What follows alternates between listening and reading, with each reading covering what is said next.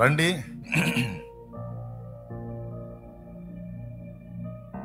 మీకు ఒక మాట చెప్తా, బైబిల్ ఎక్కడుందో తీయాలి, మీకు దమ్ముంటే సరే. మరి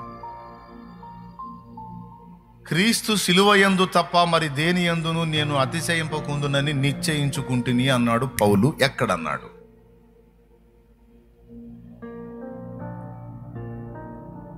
మూడంకెలు లెక్క పెడతా. క్రీస్తు శిలువ యందు తప్ప మరి దేని యందును అతిశయింపకుందునని నిశ్చయించుకుంటుని అని పౌలు ఎక్కడన్నాడు? 1,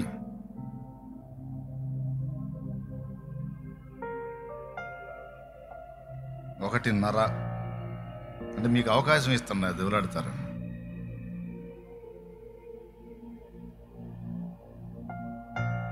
2 పెద్దగా. శబాష్, వెరీ గుడ్. గలతీ పత్రిక 6:16 14 చూడండి నాన్న ఒకసారి. అయితే మన ప్రభు అయిన యేసుక్రీస్తు శిలువ యందు తప్ప మరి దేని యందును అతిశయించుట నాకు దూరమవును గాక. దేవునికి స్తోత్రం కలుగును గాక. అయితే మన ప్రభు అయిన యేసుక్రీస్తు శిలువ యందు తప్ప మరి దేని యందును అతిశయించుట నాకు దూరమగును గాక. రైట్, ఆ వచనాన్ని గుర్తు రాసుకోండి. కొరింథీయులకు రాసినటువంటి మొదటి పత్రిక 2వ అధ్యాయము. కొరింథీయులకు రాసినటువంటి మొదటి పత్రిక 2వ అధ్యాయము 2వ వచనం చూడండి. నేను యేసుక్రీస్తును అనగా సిలువ వేయబడిన యేసుక్రీస్తును తప్ప మరి దేనిని మీ మధ్య ఎరుగకుందునని నిశ్చయించుకొంటిని. ఈ 2 మాటలు గుర్తు రాసుకోండి, ప్రార్థన చేద్దాం. పరిశుద్ధుడు అయిన మా తండ్రి, ప్రేమ స్వరూపేగు దేవా, నీకు స్తోత్రము. నీ దయాపూర్వక సంకల్పాన్ని బట్టి శుభవేళ మొదటి కూటంలో మమ్మల్ని తీసుకొచ్చి కొన్ని మాటలు మేము వినడానికి, కొన్ని సంగతులు ధ్యానించడానికి మాకు ఇచ్చిన సమయం కొరకు స్తోత్రము. నీ దాసుడు బలహీనుడు, అయోగ్యుడు, అపాత్రుడు ప్రభు, నీ కృపను అనుగ్రహించి నీ బిడ్డతో నీ ఉండి నీ కృపను బట్టి, రక్తమును బట్టి యోగ్యత కలిగించి నాతో మాతో అందరితో మాట్లాడు. ఉపదేశాన్ని అడ్డగింపు చూసే దయ్యపు శక్తులని, దురాత్మలను యేసు నామములో బంధించి దూరపరుస్తున్నావు. నీ కరుణా సన్నిధి, కృపా సన్నిధి మా మధ్య నుంచి నాతో మాతో మాట్లాడు. నీ వాక్యము పంపమని యేసు ప్రశస్త నామమున ప్రార్థించి పొంది ఉన్నాము తండ్రి, ఆమేన్.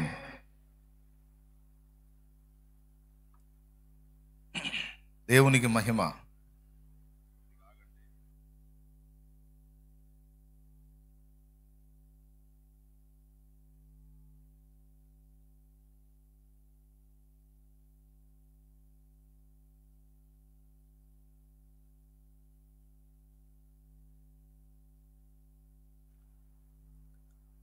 మనం చదువుకున్నటువంటి ఈ 2 వచనాల్లో పౌలు మహనీయుడు నేను యేసుక్రీస్తును అనగా సిలువ వేయబడిన క్రీస్తును తప్ప మరి దేనిని మీ మధ్య ఎరుగుకుందునని నిశ్చయించుకున్నాను అని కొరింథీ సంఘానికి రాశాడు. మరో చోట గలతీ పత్రిక 6:14లోనేమో క్రీస్తు సిలువ యందు తప్ప మరి దేని యందు కూడా నేను అతిశయించదలుచుకోలేదు, నా అతిశయము క్రీస్తు సిలువే అన్నాడు. ఇప్పుడు అదే పౌలు కొరింథీ సంఘానికి రాస్తూ 1:31లో అతిశయించువాడు ప్రభువునందే అతిశయించవలెను అని చెప్పాడు కదా. మళ్ళీ సిలువనందు అతిశయించటం ఏమిటి? ప్రభువునందు అతిశయించటం అంటే బాగుంది. మళ్ళీ సిలువనందు అతిశయించటం అనే మాట వాడాడు. ఎందుకు సిలువనందు అతిశయించాలి? ఎందుకు సిలువను తప్ప మరి దేనిని కూడా మీ మధ్యన ఎరుగుకుందునని నిశ్చయించుకుంటుని అని ఎందుకు అన్నాడు అనే ఒక ప్రశ్న మీద మనం ధ్యానం ఉంచుదాం, లక్ష్యం ఉంచుదాం. జాగ్రత్తగా వినండి, కొన్ని కీలకమైన విషయాలు మీకు అందించి ముగిస్తాను.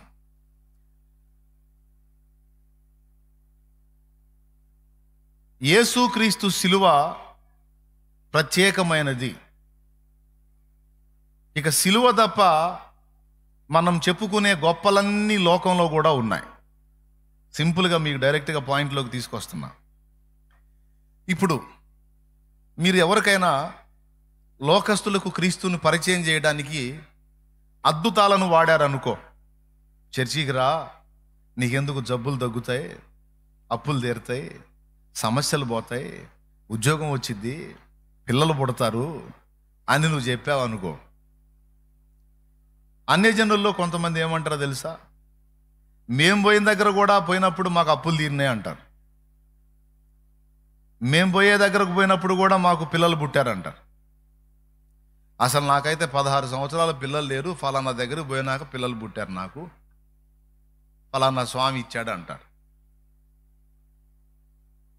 అలాగే రోగం తగ్గిద్దిరా అంటే నేను పోయిన ఫలానా దగ్గరికి పోయాను, అక్కడికి పోయినాక రోగం తగ్గిందంట. నువ్వు ఏది చెప్తావో, ఏ అద్భుతాల గురించి మాట్లాడుతావో, అద్భుతాలన్నీ అవతల వాళ్ళు కూడా మాకు అక్కడ జరిగినాయి అని చెప్పడానికి అవకాశం ఉందా లేదా? ఉంది అన్నోళ్ళు స్పందించండి, ఉందా లేదా? నీకు అక్కడక్కడ తగిలి కూడా ఉంటారు. అద్భుతాలా, మా దగ్గర కూడా జరుగుతుంది, మాకు చెప్పు, నీ సోదిపో అంటారు. స్తోత్రం. ఓకేనా? రైట్. మరి రెండవది, మంచి నీతి సూత్రాలు, నీతి మాటలు దొరుకుతాయి రా అన్నావు అనుకో, మా దగ్గర కూడా ఉన్నాయి బోల్డ్ అని నీతి మాటలు, కావాలంటే రా, కుప్పలు కుప్పలు ఉన్నాయి. నువ్వు ఎన్ని నోట్సులు రాసుకుంటావో రాసుకో, కుప్పలు కుప్పల నోట్సులు సరిపోయేంత నీతి మాటలు మా దగ్గర ఉన్నాయి అంటారు. చెప్పిన ఇతర విశ్వాసాల్లో ఉన్న వాళ్ళు వాటన్నిటినీ చెప్తారు. మరి నువ్వు ఇక ఏది చెబితే వాళ్ళు నోరెత్తరు అంటే ఒక్క సిలువ విషయం తప్ప ఇక వాళ్ళు అన్ని సంగతుల విషయమే నోరెత్తుతారు. ఎందుకంటే ఇతర మతాలలో దేనిలో కూడా లేనిది, ఒక బైబిల్లో మాత్రమే ఉన్నది, యేసు మాత్రమే నెరవేర్చినది సిలువ కార్యము. దేవునికి స్తోత్రం కలుగును గాక. ఏం లేదు, సిలువ లేదు. కాబట్టి ఒక వ్యక్తిని కార్నర్ చేయాలి అంటే, మానవ జాతిని నిత్య నరకము నుండి తప్పించడానికి, మానవ జాతిని పాప విమోచనలోనికి తీసుకొని రావడానికి అద్భుతాల, ఆశ్చర్యాల, సూచక్రియల, మహత్కార్యాల, నీతి మాటల, నీతి సూత్రాల ఇవేవి కాదు. దేవుడే తనను తాను బలిగా అర్పించుకున్నటువంటి ఘట్టము సిలువలో జరిగింది. ఆ సిలువ మాత్రం ఇక దేనిలో లేదు. కొన్నింటిలో సిలువ సూచనగా కనబడినా వాళ్ళు దాన్ని గుర్తించే పొజిషన్లో లేరు. సిలువ స్పష్టముగా చెప్పబడింది పరిశుద్ధ బైబిల్ గ్రంథములో మాత్రమే. అందుకే పౌలు అన్నాడు, నేను మీ దగ్గరకు వచ్చినప్పుడు వాక్చాతుర్యముతో కానీ జ్ఞానాతిశయముతో కానీ వచ్చిన వాడను కాను. అంటే వాక్చాతుర్యం అంటే తీయని లాలన మాటలు, అలాగే లోక సంబంధమైన జ్ఞానం. కొంతమంది లోక సంబంధమైన జ్ఞానంలో మంచి అగ్రగణ్యులుగా ఉంటారు. వాళ్ళు ఏ సబ్జెక్టు గురించైనా అడుగు మాట్లాడతారు, ఏ విషయాన్ని గురించైనా అడుగు వాళ్ళు మాట్లాడతారు. అంటే అంత బాగా లోక జ్ఞానం ఉంటుంది. దాన్ని జ్ఞానాతిశయము అంటారు. వాళ్లకు కలిగినటువంటి జ్ఞానాన్ని బట్టి అతిశయపడతా ఉంటారు. నేను మీ దగ్గరకు వచ్చినప్పుడు నాకు తెలిసిన సబ్జెక్టులను మీ ముందు విశదపరచడానికి నా జ్ఞానము దాన్ని గూర్చి అతిశయపడటాన్ని నేను ట్రై చేయలే. ఎందుకంటే నా జ్ఞానాన్ని నేను చూపించుకున్నాను అనుకో, మీ దగ్గర కూడా నాకు మించిన జ్ఞానులు ఉంటారు, మా దగ్గర కూడా జ్ఞానం ఉందంటారు. ఇంకా నేను ఏవి చేసినా మా దగ్గర కూడా అవి ఉన్నాయి అంటారు మీరు. కాబట్టి మీకు సౌండ్ లేకుండా ఉండాలంటే నేను ఒకటి చేయాలి. అదేంటంటే, నేను యేసుక్రీస్తును, అనగా సిలువ వేయబడిన యేసుక్రీస్తును తప్ప మరి దేనిని మీ మధ్య ఎరుగుకుందునని నిశ్చయించుకుంటుని యేసుక్రీస్తుని, అదే సిలువ వేయబడిన క్రీస్తుని మీకు చూపించాలి. అంతే. అదొక్కటి ఎత్తామంటే ఇంక అవతలోడికి సౌండ్ ఉండదు. అద్భుతాలు చేయిస్తా మా యేసుప్రభు అంటే మా దేవుడు కూడా చేస్తాడంట. జ్ఞానం నేర్పుతాడు మా యేసుప్రభు, మా దగ్గర కూడా జ్ఞానం నేర్పుతారు. బోల్డ్ అంత జ్ఞానం దా నేర్చుకుందు. కానీ నీతి సూత్రాలు దొరుకుతాయి, మా దగ్గర కూడా దొరుకుతాయి, మా దేవుడు కూడా నేర్పుతాడు దా. మరి ఈయన పాపుల కొరకు సిలువలో ప్రాణం పెట్టి తిరిగి లేచాడంటే మా మనోడు చేయలేదుగా పని. ఇది మాత్రం మా దగ్గర లేదు. లేదు కదా, అందుకు రావాలి, ఇప్పుడు యేసు దగ్గరికి రావాలను అని పిలుస్తాం మనం. నువ్వు జ్ఞానం చెప్పు, సూచక్రియలు, మాతకార్యాలు, అద్భుతాలు చెప్పు, నీతి సూత్రాలు చెప్పు, నీతి బోధాలు చెప్పు, ఇవన్నీ మా దగ్గర ఉన్నాయా? కానీ వారి దగ్గర లేనిది ఒక్కటే, సిలువ వేయబడిన యేసు. ఇప్పుడు చెప్పండి, సిలువ అతిశయ కారణమా కాదా? సిలువ వేయబడిన క్రీస్తు అతిశయ కారణమా కాదా? ప్రభువునందు అతిశయించటము, ఆయన సిలువ యాగమునందు అతిశయించటము ఒక్కటే. అందుకే పౌలు భక్తుడు తన దగ్గర బోల్డ్ అంత సబ్జెక్ట్ ఉన్నా ఆ సబ్జెక్టుని ఎక్స్పోజ్ చేయడానికి ఇష్టపడాల, తన జ్ఞానాన్ని చూపించుకొని అతిశయపడటానికి ఇష్టపడాల. సిలువ వేయబడిన యేసును గూర్చి మాత్రమే వారికి ప్రచురపరిచాడు. ఓకేనా? కాబట్టి ఇప్పుడు లోకంలో మిగిలిన వాళ్ళలో లేనిది మన దగ్గర మాత్రమే ఉన్నదేంటి? చెప్పండి, పెద్దగా చెప్పండి. సిలువలో పాపికి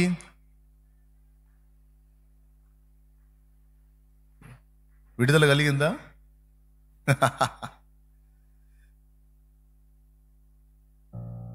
ఇది ఫస్ట్ మీరు గుర్తుపెట్టుకోవాలి. ఇక మిగిలిన ఏవి చెప్పినా వేటిని బట్టి కూడా నువ్వు యేసును హత్తుకోవటానికి లేదు. మిగిలిన అద్భుతాలను బట్టో, సూచక్రియలను బట్టో, నీతి మాటల్ని బట్టో, మరి దేన్ని బట్టో నువ్వు యేసు కనెక్ట్ అయ్యావు అనుకో, ఈ అవతలు కూడా దొరికినప్పుడు నువ్వు అటు కూడా కనెక్ట్ అయ్యే అవకాశం ఉంది. అందుకే మిగిలిన అద్భుతాలు, సూచక్రియలు, మహత్కార్యాలు, నీతి బోధలు, జ్ఞానోక్తులు ఇవన్నీ కాదు, సిలువను బట్టి కనెక్ట్ అవ్వాలి నువ్వు. ఏమన్నా అర్థమైందా మీకు? ఎంతమందికి అర్థమైంది? అర్థమైతే చేతులేదు. దేన్ని బట్టి కనెక్ట్ అవ్వాలి? అది అద్భుతాలు జరిగినా, సూచక్రియలు జరిగినా పాపికి విడుదలైతే లేదుగా. జ్ఞానబోధలు బోధించినా పాపికి విడుదల లేదుగా, నరకమేగా. అలాగే నీతి సూత్రాలు మాట్లాడినా పాపికి విడుదల లేదుగా, నరకమేగా. కానీ ఇక్కడ వాటన్నిటితో పాటు పాపిని నరకము నుండి కాపాడటానికి, వాని పాపముల నుండి పాపిని విడిపించడానికి ఇక్కడ సిలువ యాగము జరిగింది. ఇది అదనం, ఇది స్పెషల్. కాబట్టి మీరందరూ దేన్ని బట్టి కనెక్ట్ అయ్యారు యేసుకి? నిజమేనా? ఇప్పుడు నేను చెప్పాను కాబట్టి సిలువను బట్టి అంటున్నారా? ఒకవేళ నేను ఈ మాట ముందు చెప్పకుండా ఆ ముందు చెప్పిన 3 సంగతులు కూడా నేను చెప్పినట్లయితే సిలువను ఒక్కదాన్ని మరుగు చేసి వీటిలో ఏదో దాన్ని బట్టి కనెక్ట్ అయ్యాననేవాళ్ళు. యేసు ప్రభు జ్ఞానం నాకు నచ్చింది బ్రదర్, అసలు ఆయన నీతియుక్తమైన జీవితం నాకు నచ్చింది బ్రదర్ అని. లేకపోతే నాకు అప్పుడు ఒక గడ్డ వచ్చుండే, ఆ గడ్డ పోయింది, ఆ తర్వాత నేను ప్రభువుని నమ్ముకున్నానని చెప్తుండేను. ఇప్పుడు నేను ముందే మ్యాటర్ వివరించా కదా, అందుకని సిలువ ఇవన్నీ కాదు కానీ సిలువ. దేవునికి స్తోత్రం కలుగును గాక. హల్లెలూయా. స్పష్టంగా రాసుకోండి మీ నోట్స్లో, నేను యేసు సిలువను బట్టి యేసు కనెక్ట్ అవ్వాలి నేను. ఎందుకంటే ఇది ఇంకా ఎక్కడా లేదు. ఎక్కడన్నా ఉంది అంటే అది యేసును గూర్చిన సమాచారమే. స్తోత్రం. ఖురాన్ షరీఫ్లో ఉంది. సహోదరులు ఏం చెప్తారంటే యేసు సిలువలో చనిపోలేదు, అల్లాహ్ పైకి తీసేసుకున్నాడు. అల్లాహ్ అంటే దేవుడు అని అర్థం, అంతే. పైకి తీసేసుకున్నాడు, ఆ సిలువ మీద ఇబ్లీస్ని సిలువ వేయించాడు అని అంటారు. అది తప్పు. తప్పున్నర తప్పు. ఖురాన్లో స్పష్టంగా యేసు పుట్టినప్పుడు యేసే మాట్లాడినట్లుగా సూరా మరియంలో క్లియర్గా రాయబడి ఉంది. నేను పుట్టిన రోజు, మరణించే రోజు, తిరిగి బ్రతికింపబడి లేచే రోజు నాకు శాంతి కలుగుతుంది గాక అని యేసు వారు పలికినట్లు సూరా మరియం పోయిన కనీసం ప్రవక్తనైనా ఒప్పుకుంటే ప్రవక్త అబద్ధాలు ఆడతాడా? స్పష్టంగా చెప్పాడుగా, నేను పుట్టిన రోజు, మరణించే రోజు, తిరిగి బ్రతికింపబడే రోజు నాకు శాంతి కలుగుతుంది గాక అంటే పుట్టుక, మరణం, పునరుద్ధానం మూడింటిని గురించి ఆయన మాట్లాడాడు. అప్పుడు యేసు సిలువను గూర్చి ఖురాన్ కూడా సాక్ష్యం ఇచ్చినట్లే, వాళ్ళు ఒప్పుకున్నా ఒప్పుకోకపోయినా. దేవునికి స్తోత్రం. ఈ మాట ఉందో లేదో కావాలంటే అడగండి, పోయి చదవండి మీకు దొరికితే. నా దగ్గర తెలుగు ఖురాన్ ఉంది, అండర్లైన్ చేసి పెట్టుకున్నా, స్పష్టంగా ఉంది. కాబట్టి యేసు శిలువ మీద ప్రాణం పెట్టాడు, సర్వమానవాళి పాప పరిహారార్థమై రక్తము చిందించాడు. ఆయన రక్తమును బట్టి ఎల్ల మానవులకు, ఆయన యందలి విశ్వాసం ఉంచే వారందరికీ రక్షణ ప్రకటించబడింది. దేవునికి స్తోత్రం. అలాగే దేవుని యొక్క బలియాగాన్ని గురించి ఋగ్వేద సంహిత 10వ మండలం 90వ సూక్తం, దాన్ని పురుష సూక్తం అంటారు. వేద సాహిత్యంలో ఋగ్వేదం 10వ మండలం 90వ సూక్తం పురుష సూక్తం అంటారు. ఆ సూక్తములో ఆది సంభూతుడు, తొలుత జన్మించినవాడు మానస యజ్ఞమున యజించబడినాడు అని అందులో రాశాడు. టీకా తాత్పర్యములో సృష్టికర్త ఎవరైతే ఉన్నాడో ఆయనే బలి ఇవ్వబడే హోమ పశువుగా చేయబడ్డాడు అని సృష్టికర్త బలియాగాన్ని గురించి అందులో రాశారు. దేవునికి స్తోత్రం. కాబట్టి మనకి అతిశయ కారణం ఏదన్నా ఉంది అంటే అది యేసుక్రీస్తు శిలువయే. బాగా వినాలి. ఇప్పుడు ఈ మొక్క చెప్పడానికే మాకు ఇంతసేపు టైం తీసుకున్నాం అనుకోవద్దు. జస్ట్ పునాదిగా ఈ విషయాన్ని మీ దృష్టికి తీసుకొచ్చా. ఇప్పుడు అసలు సంగతికి వస్తా. ఇప్పుడు మనందరికీ రక్షణాధారం యేసు శిలువ బలియాగం. యేసు శిలువలో మనకి ఏమేమి దొరికినాయి, అసలు యేసు శిలువలో ఏమేమి కనబడ్డాయి అంటే ఇంట్రెస్ట్ ఉంటే రాసుకో. ఇది కూడా టూకీగా చెప్పి అసలు పాయింట్లోకి వెళ్తా. యేసు శిలువలో దేవుని న్యాయము కనబడింది. యేసు శిలువలో దేవుని న్యాయం కనబడింది. న్యాయం ప్రకారం దేవుడు పాపికి శిక్ష విధించాడు. ఆ శిక్ష పాపి మీద పడకుండా తన ప్రియ కుమారుని మీద మోపి ఆయన మరణ పునరుద్ధానముల ద్వారా పాపికి రక్షణ ప్రకటించాడు. పాపికి శిక్ష అయితే కన్ఫామ్ చేశాడు, పాపానికి శిక్ష అయితే కన్ఫామ్ చేశాడు. ఇది దేవుని న్యాయ విధి. గనుక శిలువలో దేవుని న్యాయం కనపడింది. న్యాయాన్ని లక్ష్య పెట్టనోడైతే సిలువ ఎక్కాల్సిన అవసరంలా. న్యాయాన్ని గౌరవించాడు కాబట్టే నా పిల్లలు చేసిన పాపానికి ఇదిగో తండ్రిగా నేను వెలజల్లిస్తానని సిలువ ఎక్కాడు. న్యాయానికి సమాధానం చెప్పటానికి అది దేవుడంటే ఇవి పడితే అవి చేసేదను అందరు మంచి కోసం అట్ట చేసేయాలని చెప్పటం కాదు. స్తోత్రం. ఎయ్యి పడితే అవి చేయటమను లోక కళ్యాణం కోసం అది చేశానని చెప్పటం కాదు. స్తోత్రం. పెద్దగా చెప్పండి. ఎయ్యి పడితే అవి చేయటం లోక కళ్యాణం కోసం అవి చేశానని చెప్పటం కాదు. న్యాయం.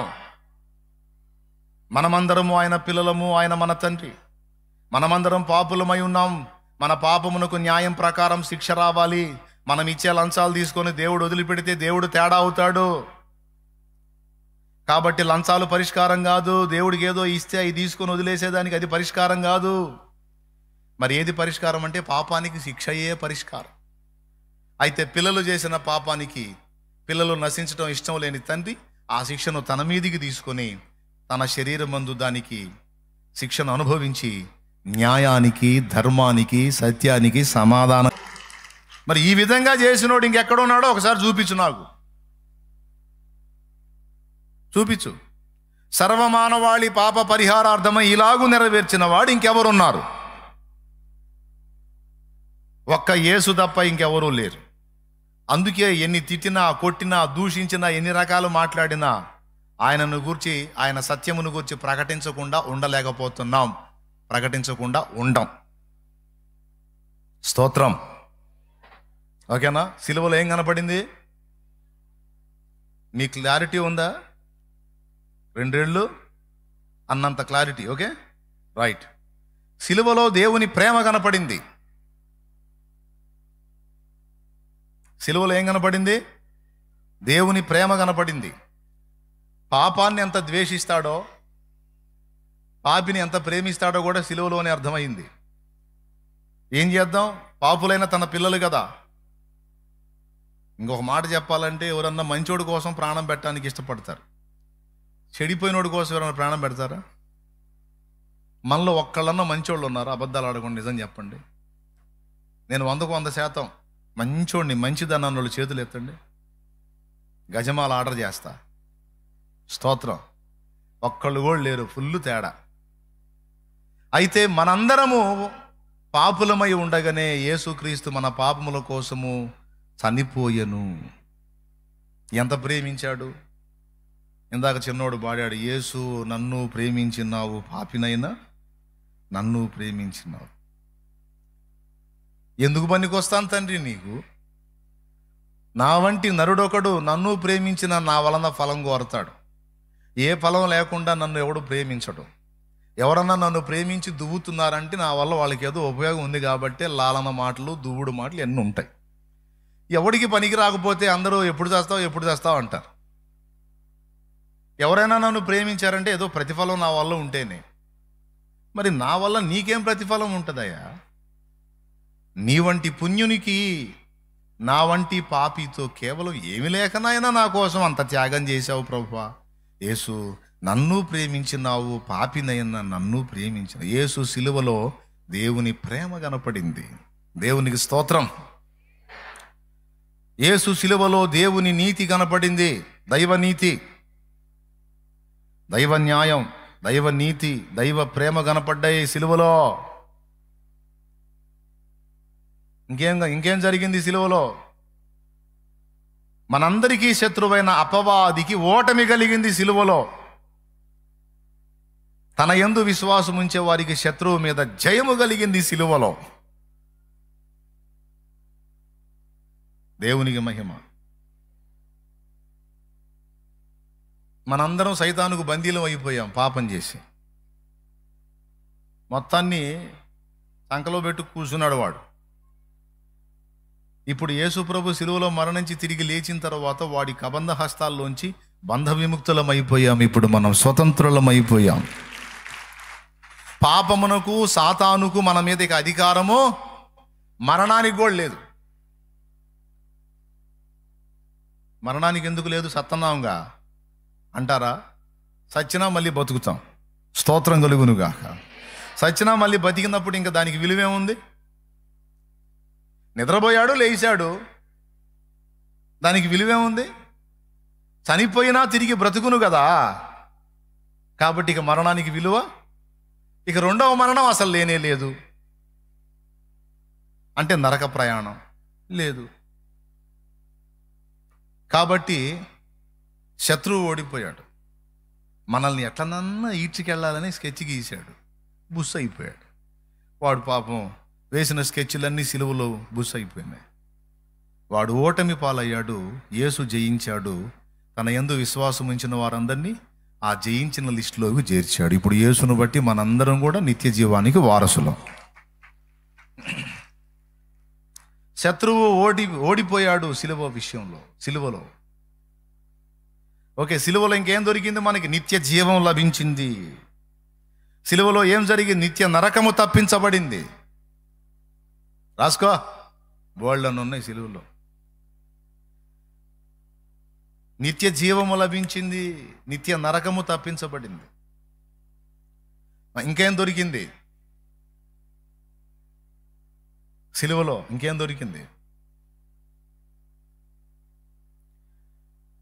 దేవునితో మనకు తెగిపోయిన సమాధానము తిరిగి కలుసుకుంది, తిరిగి ఏర్పడింది. ఒకప్పుడు దేవునితో మనకు సంబంధాలు తెగతెంపులు అయిపోయినాయి.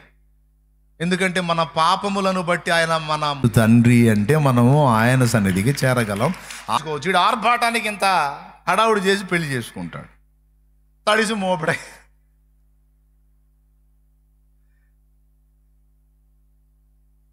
ఇప్పుడు కొంతమంది బుద్ధిహీనత వల్ల చేసుకున్న అప్పుల వల్ల వచ్చిన శ్రమలు యేసు కోసం చేశారా? తమ కోసం తాము చేసుకున్నటువంటి సమస్యల విషయంలోనే తట్టుకోలేకపోతున్నారు. ఇంకా క్రీస్తు కోసం శ్రమ పడేది ఎక్కడ? అవునా? కానీ వాక్యం ఏం చెబుతుందో తెలుసా? అసలు క్రీస్తు నిమిత్తము శ్రమ పడే మనసును ఆయుధముగా ధరించుకోవాలని చెప్తుంది. టోటల్గా అవి నీ నిమిత్తం నువ్వు చేసుకునేవి కావచ్చు, లేకపోతే దేవుని నిమిత్తం కలిగినవి కావచ్చు. శ్రమలను అసహించుకొనుట కాదు, కానీ శ్రమలను సహించుట, శ్రమలకు సిద్ధపడుట, శ్రమలను భరించుట, శ్రమలలో సంపూర్ణ సిద్ధి పొందుట అనే వాక్య సత్యాన్ని ప్రతి ఒక్కరూ అంగీకరించాలి. దానికి తమ మనస్సును సిద్ధపరచుకోవాలి. వారే ఒరిజినల్ క్రైస్తవులు, వారే నిజ క్రైస్తవులు. కానీ ఎవరికి నచ్చిద్ది? అయ్యా నువ్వు శ్రమ పడాలయ్యా, శ్రమ పడే మనసును ఆయుధంగా ధరించుకోవాలండి. ఎప్పుడన్నా చూడు అగసాట్లు పడాలి, అగసాట్లు పడాలి, అగసాట్లు పడాలి, ఇదో ఎప్పుడు అగసాట్లే. అదే ఎవరైనా సరే, ఏమిటి నీకు సమస్య? అయితే వస్తుంది నీకు లక్కీ లాటరీ వస్తుంది, అయిపోతుంది, ఇక నీకు మామూలుగా ఉండదు అంటే చాలు, అబ్బో యేసయ్య స్తోత్రం నాయన, హల్లెలూయా. నేను బాగా కనిపెట్టి చెబుతున్నా, జనాల సైకాలజీ ఎలా ఉందంటే, శ్రమలు లేవు నీకు, నువ్వు సుఖంగా ఉంటావు, ప్రశాంతంగా ఉంటావు, నువ్వు వర్ధిల్లుతావు, కుప్పలు కుప్పలు మేళ్ల మీద మేళ్లు కడతావు అంటే మామూలుగా ఉండట్లా, హాయిగా ఉంటుంది. నీకు శ్రమలు ఉన్నాయంటే గుండె జారిపోతుంది. శ్రమలు ఉన్నాయన్న సేవకుడు నచ్చట్లా. కానీ బైబిల్ చెప్పిన ప్రకారం వాస్తవం మాట్లాడితే మరి బైబిల్ అదే చెబుతుంది. క్రీస్తు నిమిత్తము శ్రమపడే మనసును ఆయుధముగా ధరించుకోవాలి. ప్రతిదినము తన్ను తాను ఉపేక్షించుకోవాలంటే ఏంటో తెలుసా? తన సొంతానికి, తన స్వీయతకు స్వస్తి చెప్పాలి, ముగింపు చెప్పాలి. తన ఘనతను లక్ష్య పెట్టకూడదు, తన కీర్తిని లక్ష్య పెట్టకూడదు, తన భోగాలను లక్ష్య పెట్టకూడదు. తనను తాను ఉపేక్షించుకొని తన సిలువనెత్తుకొని ప్రతిదినము ఆయనను వెంబడించాలి. కానీ ఈరోజు అది నచ్చలేదు. అందుకే నేను అంటున్నాను, సిలువను అసహించుకునే క్రైస్తవ్యం అని. నేను బాగా గమనించా. శ్రమలలో మనం ఉంటాం. అంత్యాబద్ధ క్రీస్తు బయలుపరచబడి వాడు సంఘమును శ్రమ పెడతాడు, ఆ శ్రమలో మనం ఉంటామంటే చాలామందికి నచ్చలా. మరి ఏమి నచ్చిందో తెలుసా?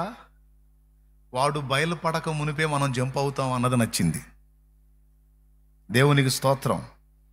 వాడు బయలుపడేటప్పటికి మనం వెళ్ళిపోతాము. మనం వధువు సంఘం, పెళ్లి కూతుర్ని పెళ్లి కొడుకు ఏమన్నా అగసాట్ల పాలు చేస్తాడయింది? పెళ్లి కూతుర్ని పెళ్లి కొడుకు ఏమైనా ఇబ్బందుల పాలు చేస్తాడా? శ్రమల పాలు చేస్తాడా? అసలు ఎట్ట చూసుకుంటాడు? పల్లకి పంపిస్తాడు, పూలదండలు పంపిస్తాడు, బ్యాండ్ మేళం పంపిస్తాడు. అసలు ఆ అమ్మాయికి ఏమన్నా తక్కువ కానిస్తాడా? అదేంటి మనకెందుకుంటాయి శ్రమలు అని బోధిస్తున్నారు. మనము రక్షణ పొందుటకే గాని ఉగ్రత పాలగుటకు దేవుడు మనల్ని నియమించలేదు అన్న మాట తీసుకొని దాన్ని అడుదిప్పారు. ఇప్పుడు ఉగ్రత అంటే దేవుని ఉగ్రత ఉంది, అంత్యాబద్ధ క్రీస్తు చూపే ఉగ్రత కూడా ఉంది. అంత్యాబద్ధ క్రీస్తు ఉగ్రత చూపేది విడవబడ్డోళ్ల మీద కాదు, నజరేయుడగు యేసు పక్షముగా నిలిచిన సంఘము మీద వాడు కోపం చూపేది. దేవుడు ఉగ్రత చూపేదేమో వాణ్ణి ఆమోదించి ఆయన తృణీకరించిన వాళ్ళ మీద ఆయన ఉగ్రత చూపుతాడు. ఇప్పుడు దేవుని ఉగ్రతలో మనం ఉండం, ఇది మేము మొత్తుకొని చెబుతున్నాం. కానీ అంత్య అబద్ధ క్రీస్తు బయలుపడి వాడు చూపించేటువంటి కోపములో సంఘము ఉంటుంది. మనోళ్ళు అన్నారు, పెళ్లి కూతుర్ని శ్రమ పెడతాడా పెళ్లి కొడుకు అంటే? మరి అట్లయితే ఆదిమ సంఘములో అపోస్తలులందరూ హతసాక్షులు అయ్యారుగా. రంపములతో కొయ్యబడ్డారు, కొరడాల చేత కొట్టబడ్డారు, అగ్ని చేత తగులబెట్టబడ్డారు. మరి ఇవన్నీ మరి వాళ్ళు వధువు కాదా? వాళ్ళు వధువు కాదా? ఇప్పుడు పెళ్లి కొడుకు రక్తము చిందించి ప్రమాణం చేస్తున్నాడండి, ఇదిగో నా ప్రాణమును నీ కొరకు పెట్టి నేను ప్రాణము కంటే ఎక్కువగా నిన్ను ప్రేమించుచున్నాను ఓ వధువా అన్నాడు వరుడు. ఇప్పుడు వధువు ఏం చేయాలా? నీ ప్రాణాన్ని పెట్టావు, దాన్ని అడ్డం పెట్టుకొని నా ప్రాణమును కాపాడుకొని నేను కూడా నీ కోసం బతుకుతానని ప్రమాణం చేస్తే ఎంత చండాలంగా ఉంటుంది. వరుడా, నీవు నీ ప్రాణం పెట్టావు, పిచ్చోడివి, నేను నా ప్రాణం సచ్చినా పెట్టను. నేను నీ కోసం ప్రాణం పెట్టనని ప్రమాణం చేస్తున్నానంటే ఎంత చండాలంగా ఉంటుంది. వరుడేమని ప్రమాణం చేస్తున్నాడు ఇప్పుడు? వధువా, ఇదిగో నిన్ను ప్రేమించి నీ కోసము నా ప్రాణము ప్రియమైనదిగా ఎంచుకోలేదు, నీ కొరకు నేను దానిని ధారపోయడానికి ఇష్టపడ్డాను, నీ కొరకు ఇదిగో సంపూర్ణంగా శ్రమ పొందడానికి ఇష్టపడ్డాను, నా ప్రాణం కంటే ఎక్కువ నిన్ను ప్రేమిస్తున్నాను అని ఆయన అన్నాడు. ఇప్పుడు ఈ అమ్మాయి కూడా ఏమనాలి? పెళ్లి ప్రమాణాలు ఎంతమంది చూస్తారు? తెగ చూస్తారు కదండి కూర్చొని. అబ్బాయి ఏమని ప్రమాణం చేస్తాడో అమ్మాయి కూడా అదే ప్రమాణం చేసి, నేను నిన్నే ప్రేమించి నీకే భర్తగా ఉండి ఇతరులను ఎవరిని ఆశింపక, వ్యాధి అందును, బాధ ఎందును, కష్టమందును, సుఖమందును, దుఃఖమందును, సంతోషమందును నిన్ను ప్రేమించి అన్ని విషయాల్లో నిన్ను జాగ్రత్తగా కాపాడుకుంటానని, ఈ జీవితకాల పర్యంతము నీకు నమ్మకంగా ఉండి నీతోనే కాపురము చేయుదునని ప్రమాణాలు చేస్తారుగా.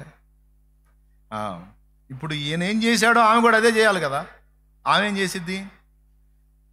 నిన్ను నా భర్తనుగా స్వీకరించి నిన్ను గాక మరి ఇతరులు ఎవరిని కూడా నేను ఆశింపక, వ్యాధి అందును, బాధ ఎందును, కష్టమందును, సుఖమందును, దుఃఖమందును, సంతోషమందును నీకు నమ్మకంగా ఉండి ఈ జీవితకాల పర్యంతము నీతోనే కాపురము చేయుదనని నేను కూడా ప్రమాణం చేస్తున్నానని ఆమె కూడా ఏం చేసిద్ది? ప్రమాణమా?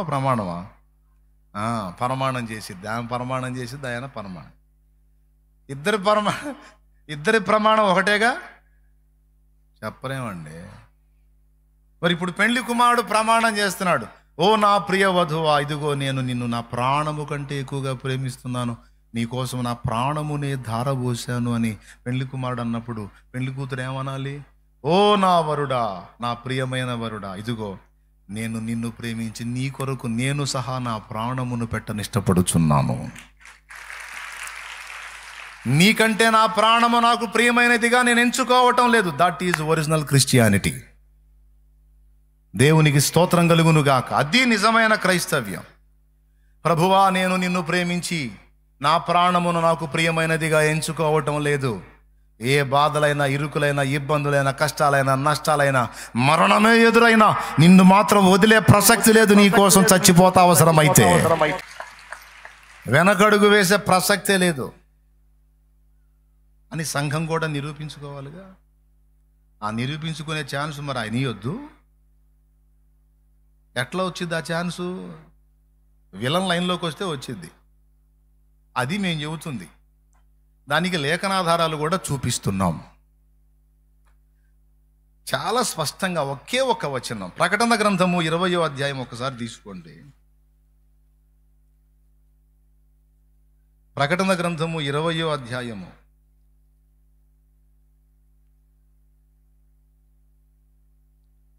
తీశారా?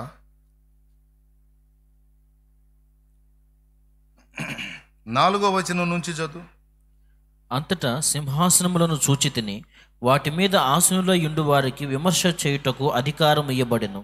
మరియు క్రూర మృగమునకైనను దాని ప్రతిమకైనను నమస్కారము చేయక తమ నొసల యందు గాని చేతుల యందు గాని దాని ముద్ర వేయించుకొనని వారిని యేసు విషయమై తామిచ్చిన సాక్ష్యము నిమిత్తమును దేవుని వాక్యము నిమిత్తమును శిరచ్ఛేదనము చేయబడిన వారి ఆత్మలను చూచి తిని. ఒక్కసారి ఆగండి. ఇప్పుడు ఆ క్రూర మృగముకైనను దాని ప్రతిమకైనను నమస్కారము చెయ్యక తమ నొసళ్ళ యందు గాని చేతుల యందు గాని దాని ముద్ర వేయించుకొనని వారిని, అంటే ముద్ర లైన్లోకి వచ్చినప్పుడు, ఆ క్రూర మృగం లైన్లోకి వచ్చినప్పుడు వీళ్ళు భూమి మీద ఉన్నారా, వెళ్ళిపోయారా? తెలివైన వాళ్ళు, మైండ్ బాగా పనిచేసిన వాళ్ళు ఒకరు పెద్ద సౌండ్తో చెప్పండి, భూమి మీద ఉన్నారా, వెళ్ళిపోయారా? భూమి మీదే ఉన్నారన్న అన్నోళ్ళు చేతులు ఎత్తండి. ఇంతమందికి మైండ్ చక్కగా పనిచేస్తుంది, మరి వాళ్ళకి ఎందుకు పని చేయట్లేదో నాకు అర్థం కావట్లా. ఇష్టం లేదు. శ్రమ మనం క్రీస్తు కోసం అవసరమైతే ప్రాణము కూడా ప్రియమైనదిగా ఎంచుకోకుండా మనం సిద్ధపడాలి అనే మాట ఇష్టం లేదు. యేసు అంటే చచ్చిపోయాడు పిచ్చోడు కాబట్టి నేను ఎందుకు చస్తాను? అవసరమైతే వదిలేసి ముద్రైనా వేయించుకుంటా, నాకు మాత్రం చావటం ఇష్టం లేదు అనే దరిద్రపు క్రైస్తవ్యం ఒకటి బయలుదేరింది ఇప్పుడు. నచ్చట్లా. కానీ నేను చెబుతున్నా, రేపు ఘోరంగా దెబ్బతింటారు. నేను చెప్తున్నా, ఇప్పుడు నన్ను ఎగతాళి చేసే ప్రతి ఒక్కడు రేపు ముద్ర వేయించుకుంటాడు కన్ఫామ్గా, ఖచ్చితంగా. ఇప్పటికే చాలా జరుగుతున్నాయి, ఇంకా ఎక్కువ అవుతాయి, ఇంకా జరుగుతాయి. కొన్ని సంవత్సరాలు ఓపిక పట్టండి. మనకు ఆయుష్కాలం దేవుడు ఇచ్చి ఉంటే ఒక 35-40 సంవత్సరాలు జస్ట్ దేవుడు మనకు అవకాశం ఇస్తే. కొంతమంది నేడో రేపో, ఇయ్యాలో రేపో వస్తాడు యేసుప్రభు అని. ఏం రాడు. దేవునికి స్తోత్రం. బోల్డ్ అంత పని ఉంది, ఇంకా జరగాల్సింది, బోల్డ్ అని నెరవేరాల్సిన కార్యాలు ఉన్నాయి. అవి నెరవేరినాకే వస్తాడు. అయితే ఎక్కువ సంవత్సరాలు అయితే లేవు, కొన్ని సంవత్సరాల కాలం మాత్రం పట్టిద్ది. అయితే ఒకటి మాత్రం కన్ఫామ్, శత్రువుని మనం ఎదుర్కోవటానికి ఇప్పటి నుండే సిద్ధపడి ఉండాలి. ఇది సత్యవాక్యం. ఎందుకంటే ఇక్కడ స్పష్టంగా చెప్పాడు, ఆ క్రూర మృగము లైన్లోకి వచ్చిద్ది, ముద్రను కూడా అమలు చేసిద్ది. ఆ క్రూర మృగం ప్రతిమకు నమస్కారము చేయక, వాడి ముద్ర తమ నొసళ్ళ యందు వేయించుకొనక ఉన్నవాళ్ళు, యేసుక్రీస్తుని గురించి సాక్ష్యం ఇచ్చిన వాళ్ళు, అలా సాక్ష్యం ఇచ్చినందుకు శిరచ్ఛేదం చేయబడిన వాళ్ళ ఆత్మలను చూశానని చెప్పాడు. వాళ్ళు భూమి మీదే ఉన్నారు. వాళ్ళు ఎవరండి? వాళ్ళు ఎవరు? సంఘం కాదా? సంఘమా కాదా? పెద్దగా చెప్పండి. ఇప్పుడు ఏందండి వీళ్ళు మనం ఉండం అని చెబుతారు. మనకు శ్రమలు ఉండవు. మనకు సిలువను అసహించుకునే క్రైస్తవ్యం బోధిస్తున్నారు ఏందండి? నాకు అర్థం కావట్లేదు. సిలువకు సిద్ధపరచాల్సింది పోగొట్టి మనకు సిలువ ఉండదని సిలువ అంటేనే అదురుకొని సచ్చేటట్టు నేర్పిస్తున్నారు ఏంది? నాకు అర్థం కావట్లా. ముందు అయ్యగారులకే భయం. దేవునికి స్తోత్రం. ముందు అయ్యగారులకే భయం సిలువ అంటే. అది వచ్చిన చిక్కు. అది జీర్ణంగా ఆటల్లా. ఇప్పుడు షాలేం రాజు అంటే చాలా మందికి అభిమానమే. ఈ పాయింట్ దగ్గర నచ్చట్లా. ఆ ఒక్క చోటే, ఆ ఒక్కటి కూడా లేకుండా అందరితో పాటు నలుగురిలో నతనీయులు అంటే గొడవ ఉండదు అని నన్ను అందరితో పాటు అనిపించాలని చూస్తున్నారు. సచ్చినా అన్ను నేను. మొత్తం లోకమంతా ఒకటైనా సరే నేను పట్టుకున్న ఈ విషయాన్ని మాత్రం సంఘానికి బోధించక ఉండను. మిగిలిన వాళ్ళు వదిలేసేయండి. నన్ను ప్రేమించి నన్ను ఫాలో అవుతున్న బిడ్డలనైనా సిద్ధపరచుకుంటాగా, వాళ్ళకైనా ఇది బోధిస్తా. సిలువను అసహించుకునే వాళ్ళు అసహించుకొని, నా బిడ్డలారా మీరైతే సిలువకు సిద్ధమవ్వండి. ఇప్పుడు సిలువ మోయటానికి ఇష్టపడండి. అంటే ఏంటో తెలుసా? ఒక్కటే మాట, ప్రభువా నీ నిమిత్తము నా ప్రాణం కూడా నాకు ప్రియమైనదిగా నేను ఎంచుకోవటల్లా. నన్ను ప్రేమించి నా కోసం బలయ్యా, అవసరమైతే నీ కోసం బలవుతా ప్రభువా, నిన్ను మాత్రం వదలను. ఇలాంటి తత్వాన్ని మనం సాధన చేయాలి. ఇంకా వచనం చూపిస్తా. వచనం లేకుండా మాట్లాడను, చూపిస్తా ఇంకో వచనం. ఇంకొక మాట చెప్తా. వీళ్ళు సంఘమే అనడానికి మీకు సాక్ష్యం చూపిస్తా. వీళ్ళందరట మొదటి పునరుద్ధానములో లేచారట. ఆ పైన ఆ కింద చదువు, జస్ట్ అక్కడే. వారు బ్రతికిన పునరుద్ధానాలు ఎన్నండి? సార్వత్రిక పునరుద్ధానాలు 2. ఇక్కడ మొదటి పునరుద్ధానం అన్నాడంటే తర్వాతది రెండవ పునరుద్ధానం. ఉన్నది 2 పునరుద్ధానాలే, 14 లేవు. పిచ్చిగా బోధిస్తున్నారు. 2 పునరుద్ధానాలు, సార్వత్రిక పునరుద్ధానాలు. 1 సంఘము, 2 దేవుణ్ణి తృణీకరించిన దుర్మార్గుల పునరుద్ధానం. ఒక పునరుద్ధానంలో లేచిన పరిశుద్ధులు ఏమయ్యారో చూడండి ఇక్కడ, చదువు. వారు బ్రతికిన వారు 1000 సంవత్సరములు క్రీస్తుతో కూడా రాజ్యము చేసిరి. ఆ 1000 సంవత్సరములు గడుచు వరకు కడమ మృతులు బ్రతుకలేదు. ఇది ఏ మొదటి పునరుద్ధానం. అద్దుగో, ఓకేనా? మొదటి పునరుద్ధానంలో వీళ్ళు ఉన్నారు. ఇప్పుడు సంఘం వెళ్ళిపోయిందనుకో. సంఘం అంటే ఏంటండి? భూమి మీద బతికున్న విశ్వాసులు, చచ్చిపోయి సమాధుల్లో ఉంచబడిన విశ్వాసులు, వాళ్ళు వీళ్ళు మొత్తం కలిసేగా సంఘం. మీకు దండం పెడతా.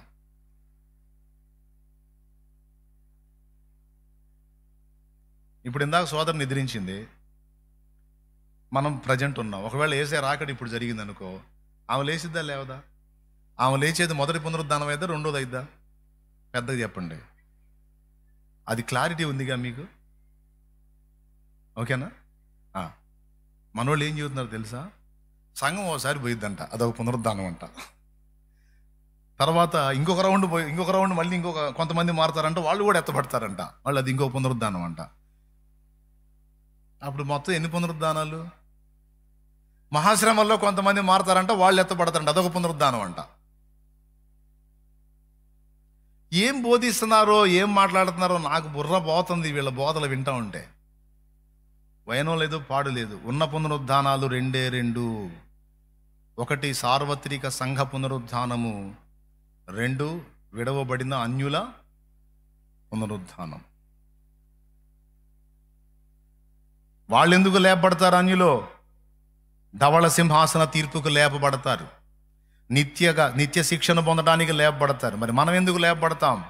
క్రీస్తుతో కూడా 1000 ఏళ్ళు రాజ్యం చేయడానికి, తర్వాత యుగయుగాలు నిత్యము ఆయనతో కలిసి పాలించడానికి మనం లేపబడతాం. ఇక్కడ స్పష్టంగా చెప్పాడు. మొదటి పునరుద్ధానంలో ఎవరున్నారట? ఆ క్రూర మృగము ప్రతిమకైనను నమస్కరింపక, ఆ వాడి ముద్రను నొసళ్ళయందు వేయించుకొనక ఉన్నవాళ్ళట వీళ్ళు. క్రీస్తు యేసు నిమిత్తం సాక్ష్యం ఇచ్చి శిరశ్ఛేదం చేయబడిన వాళ్ళంట. అంటే అప్పుడు అంత్యాబద్ధ క్రీస్తు బయలుపడ్డప్పుడు, అంటే ఆ క్రూర మృగంగాడు బయలుపడ్డప్పుడు వీళ్ళు భూమి మీద ఉన్నారా లేదా? ఆ తర్వాత కదా ఎత్తబడింది, అది కదా మొత్తుకుంటుంది. మరి ఒరే నాయనా, వాడు వచ్చినప్పుడు ఉంటాంరా మనం భూమి మీద తండ్రి అని మొత్తుకుంటుంటే, మనం ఉండం. వాళ్ళంతే చెబుతారు, నమ్మకండి. ఏమండి, మీకు అర్థమైందా? ఇంకొకసారి మళ్ళీ మొదలు పెట్టేద్దా? ఎంతమందికి అర్థమైంది? అబద్ధాలు ఆడకుండా నిజాలు మాట్లాడుకుందాం. నిజంగా అర్థమైందా? దేవునికి స్తోత్రం. స్పష్టమేగా? క్రూర మృగం వస్తే కదండి నమస్కారం చేయకుండా వాళ్ళు ఆగేది. క్రూర మృగం వచ్చి ముద్ర అమలు చేస్తే కదండి తమ నొసలేందు వాడి ముద్ర వేయించుకోకుండా అడ్డం తిరిగేది. అలా అడ్డం తిరిగినందుకు కదండి వాళ్ళని శిరఛేదం చేసేది. వాడేమంటాడు? నేనే క్రీస్తుని అంటాడు. నువ్వు క్రీస్తువు కాదు, నజరేయుడగు యేసే క్రీస్తు, మేము ఆయన భక్తులం, నీకు ఒప్పుకోం మేము అని ఎదురు తిరిగితే అందుకు కదా వాడు రివర్స్ అయ్యేది, అందుకు కదా శిరఛేదాలు చేపించేది, అందుకు కదా శ్రమల పాలు చేసేది. అంటే అన్నా, మరి ఇప్పుడు మనం శ్రమల్లో ఉండాల్సిందేనంటావా? యేసయ్య ఏం కాపాడ్డా? తలకాయలు లేవాల్సిందేనా? దేవునికి స్తోత్రం. ఏందోరా అయ్యా, సావు కబురు చల్లగా చెబుతున్నావు, మనశ్శాంతి పాడు చేస్తున్నావు అంటారా? ఏమంటారు మరి? యేసయ్యా, నా కోసం నన్ను ప్రేమించి ప్రాణం పెట్టావు, నేను నిన్ను కూడా నా ప్రాణం కంటే ఎక్కువగా ప్రేమిస్తున్నాను, నీ నిమిత్తము నా ప్రాణము కూడా నాకు ప్రియమైనదిగా నేను ఎంచుకోవటం లేదు, అవసరమైతే నీ కోసం చచ్చిపోవటానికి కూడా ఇష్టపడుతున్నాను ప్రభువా అని నువ్వు అన్నప్పుడు దేవుడు నిన్ను వదులుతాడా? హతసాక్షులుగా నిర్ణయించబడ్డ వాళ్ళు హతసాక్షి మరణానికి అప్పగించబడతారు. సంఘం అంతా హతసాక్షులు అవుతారని చెప్పలా, కొందరే హతసాక్షులు అవుతారు, వారికి ఒక సంఖ్య ఉంది. ఒకవేళ నీకు నాకు ఆ అవకాశం వచ్చిందనుకో, ధన్యులో పౌలు, పేతురు, యోహాను లెక్కలో ఉండొచ్చు. నేను అంటాను అది అంత తేలిక కాదు. మరి అంటే ఒకవేళ మనం హతసాక్షి మరణం పొందకపోతే మరి మనం ఎట్లా అన్నా? మనకి ఫుడ్ అది వాడు పెట్టడుగా, మరి ముద్ర వేయించుకుంటేనేగా మరి ఫుడ్ అది, మరి ఎట్ట బతకాలన్నా? ఇంకొక సమస్య, ఇది ఒక దడ నేను చెబుతున్నాను. అప్పుడు మన దేవుడు ఏలియా దేవుడిగా ప్రత్యక్షమయ్యి నిన్ను పోషించుకుంటాడు,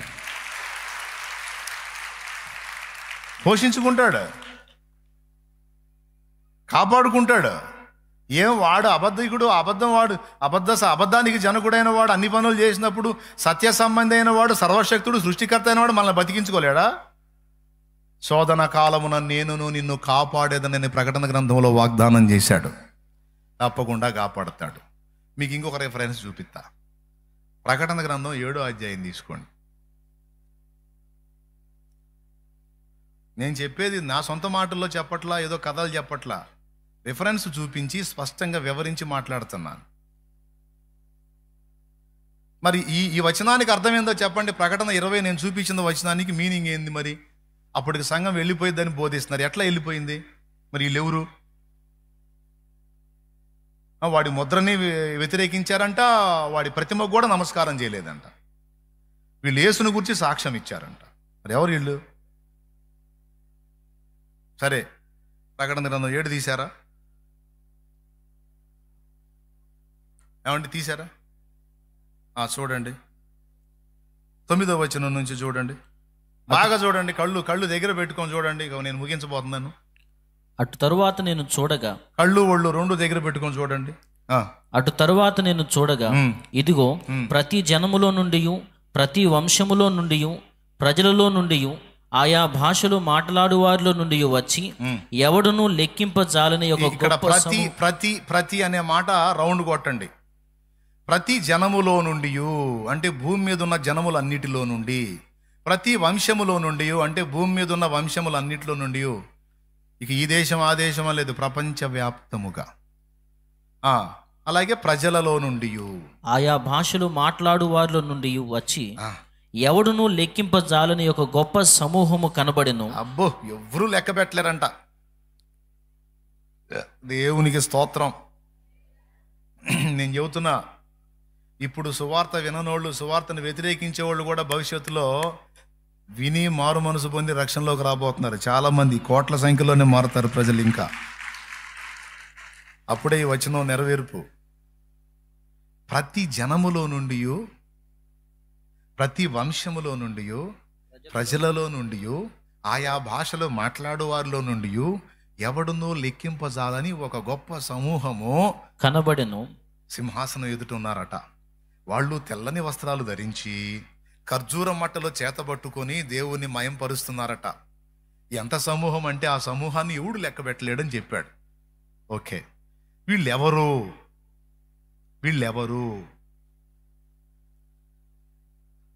చూడండి, 13వ వచనం చదువు. పెద్దలలో ఒకడు, తెల్లని వస్త్రములు ధరించుకొని ఉన్న వీరెవరు, ఎక్కడి నుండి వచ్చిరని నన్ను అడిగాను. అందుకు నేను, అయ్యా నీకే తెలియననగా అతడు ఇలాగు నాతో చెప్పాను, వీరు మహాశ్రమల నుండి వచ్చిన వారు. అద్దుగో, ఎంత స్పష్టంగా ఉందో చూడు. వీళ్ళు ఎక్కడి నుంచి వచ్చారు? మహాశ్రమలో. శ్రమలకు ముందు వచ్చిన వాళ్ళు అన్నాడా? శ్రమల నుండి వచ్చిన వాళ్ళు అన్నాడా? మీకు దండం పెడతా, సౌండ్ పెంచండి. శ్రమల నుండి అంటే అర్థం ఏంటి? ఏమండి, చెరువులోకి దిగితేనే ఆ చెరువు నుండి బయటకు రమ్ము అంటాం. చెరువులో దిక్కపోతే చెరువు నుండి బయటకు రానే పదానికి అర్థం లేదుగా. మరి మహాశ్రమల నుండి వచ్చిన వాళ్ళు అంటే అర్థం ఏంటి? ఆ శ్రమలను అనుభవించి వచ్చిన వాళ్ళని అర్థం. అప్పుడు సంఘం మరి ఎవడో లెక్కింపజాలని ఈ గొప్ప సమూహం, ఎవడో లెక్కింపజాలని ఈ గొప్ప సమూహం ఏమనుభవించి వచ్చారు? మహాశ్రమలు అనుభవించి వచ్చారట, అందులో నుంచి వచ్చారట. ఇప్పుడు చెప్పండి, మరి వీళ్ళెవరు? ఈ తెల్లని వస్త్రాలు కట్టుకున్న వాళ్ళు ఎవరండి వీళ్ళు? కింద చదివితే అర్థమైంది, వారు గొర్రెపిల్ల రక్తములో తమ వస్త్రములు తెలుపు చేసుకున్న వాళ్ళట. ఎన్నో వచనాలు ఎందుకండి, మైండ్ సరిగ్గా పనిచేస్తే ఈ 2 వచనాలు చాలు. దేవునికి స్తోత్రం కలుగునుగా. మహాశ్రమల నుండి వచ్చిన వారు అంటే శ్రమలు ఫేస్ చేస్తాం. వాడొచ్చి సంఘాన్ని ఇబ్బంది పెట్టేటువంటి ఘట్టం ఉంటుంది. వీళ్ళ తెలివి తక్కువ వాదన నాకు అర్థం కావట్లేదు. ఇప్పుడు ఏ రాజైనా వాడిని ప్రేమించే బిడ్డల్ని శ్రమ పెడతాడా? ఏ రాజైనా? లేకపోతే వాడిని ద్వేషించే వాళ్ళని శ్రమ పెడతాడా? పెద్దగా చెప్పండి, ఇంకోసారి చెప్పండి. అవునా? అంత్యాబద్ధ క్రీస్తు వచ్చంట విడవబడ్డ వాళ్ళందరికీ ముద్ర ఎత్తాడంట. ఏం తెలివో నాకు అర్థం కావట్లా. వాళ్ళకి ఎందుకండి ముద్ర? విడవబడ్డ వాళ్ళని శ్రమ పెడతాడంట. వాళ్ళకి ఎందుకండి శ్రమ? నాకు అర్థం కాదు. ఎవరిని సపోర్ట్ చేశారు వాళ్ళు? వాడినే సపోర్ట్ చేశారు. వాడిని సపోర్ట్ చేసిన వాళ్ళు వాడు ఇబ్బంది పెట్టడం ఏంటి?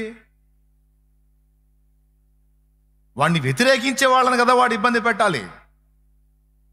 వాళ్ళు భూమి మీదే ఉన్నారు కదా, వాళ్ళతో కదా వాడికి యుద్ధం. వాళ్ళు కదా పరిశుద్ధులు. ఆ క్రూర మృగము ఆ పరిశుద్ధులతో యుద్ధము చేయను, వారిని జయింపను, వానికి అధికారము ఎంతకాలం ఇయ్యబడింది.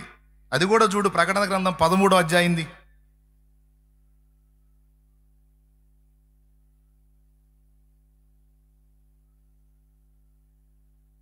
13వ అధ్యాయం తీసుకున్నావా?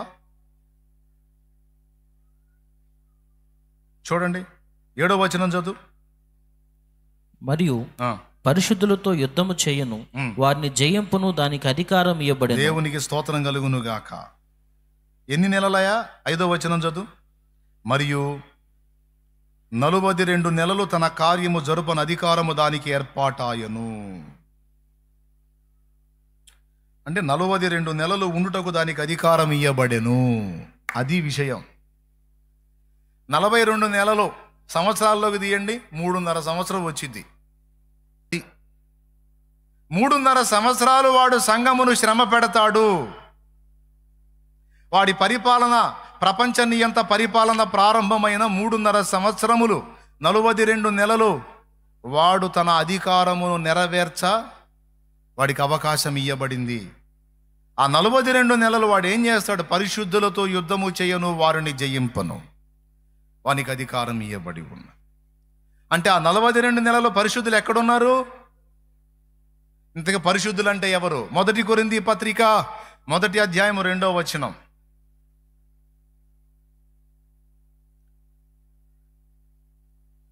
పరిశుద్ధులు ఎవరు? కొరింథీలోనున్న దేవుని సంఘమునకు అనగా క్రీస్తు యేసునందు పరిశుద్ధపరచబడిన అది యేసు. ఇప్పుడు మనందరం ఎవరు? ఎట్లా పరిశుద్ధులు? మనం మంచి పిల్లలం కాబట్టి పరిశుద్ధులం. యేసయ్య రక్తమును బట్టి మనం పరిశుద్ధులం. స్తోత్రం. దేన్ని బట్టి? అంతేనా? ఇంకేమన్నా ఉందా? మనం పరిశుద్ధపరచబడింది ఎవరిని బట్టి? ఎవరిని బట్టి పరిశుద్ధులు? ఇక్కడ పరిశుద్ధులు ఎవరు మరి? వాడు పరిశుద్ధులతో యుద్ధము చేయను, వారిని జయింపను. ఎవరు ఈ పరిశుద్ధులు? యేసు రక్తము చేత విమోచింపబడిన పరిశుద్ధులు, అనగా సంఘము. సంఘమును వాడు 42 నెలలు ఇబ్బంది పెడతాడని ఇంత స్పష్టంగా ఉంది. నా మాట చెప్పాను, రెఫరెన్స్ చూపించాను. ప్రకటన గ్రంథం 13లో పరిశుద్ధులతో యుద్ధము చేయను, 7వ వచనం, వారిని జయింపును, వానికి అధికారం ఇవ్వబడెను అన్నాడు. 13:7లో. ఎంత టైం అంటే 13:5లో టైం ఇచ్చాడు. మరియు 42 నెలలు తన కార్యము జరుపున అధికారము దానికి ఏర్పాటాయను. ఇంత స్పష్టంగా 3.5 సంవత్సరం, 42 నెలలు అంటే లెక్కేసుకోండి, సంవత్సరానికి 12 నెలలు.